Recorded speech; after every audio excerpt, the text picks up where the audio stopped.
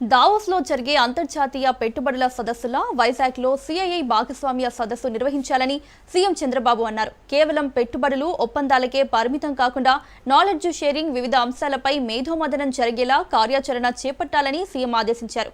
వచ్చే నెల 14, 15వ తేదీల్లో విశాఖపట్నంలో నిర్వహించనున్న భాగస్వామ్య సదస్సుపై సీఎం చంద్రబాబు సమీక్ష నిర్వహించారు. ఈ సమీక్షలో మంత్రి టీజీ భరత్ తదితర అధికారులు హాజరయ్యారు.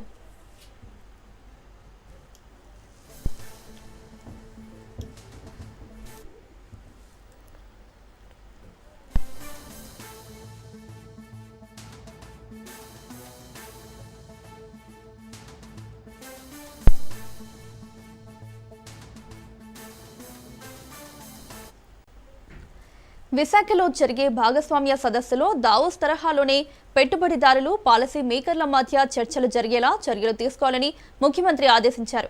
పెట్టుబడులు, ఎంఓయూలకు మాత్రమే పరిమితం కాకుండా నాలెడ్జ్ షేరింగ్ కోసం కూడా ప్లీనరీ సెషన్లు, బ్రేక్అవుట్ సెషన్లు నిర్వహించాలని సూచించారు. అంశాల వారీగా చేపట్టే ఈ సెషన్లలో విధానాలపై మేధోమథనం జరిగితే పరిశ్రమలకు, ప్రభుత్వానికి, ప్రజలకు మేలు జరుగుతుందని అన్నారు. AI for good, semi conductors, ఆరోగ్య రంగం, innovation, space, drone, electronics, medtech లాంటి అంశాలపై సదస్సులో చర్చించాలని సీఎం అన్నారు.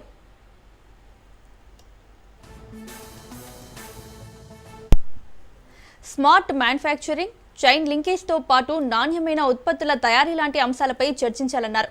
లాజిస్టిక్స్ రంగంలో రహదారులు, అంతర్గత జల రవాణా, వేర్ హౌస్, కోల్డ్ స్టోరేజ్లు లాంటి అంశాలతో పాటు అగ్రిటెక్, రేర్ ఎర్త్ మినరల్స్లో విలువ జోడింపు, స్వచ్ఛ ఆంధ్ర, సర్క్యులర్ ఎకానమీ, P4 లాంటి అంశాలపై కూడా చర్చించేలా కార్యాచరణ రూపొందించాలని తెలిపారు.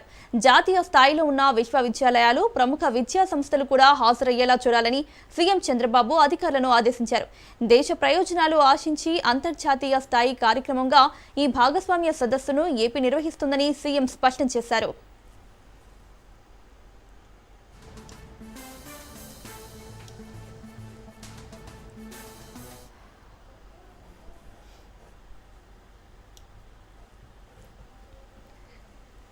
కేవీ బులెటిన్ అప్డేట్స్ చూస్తూనే ఉండండి రాజ్ న్యూస్.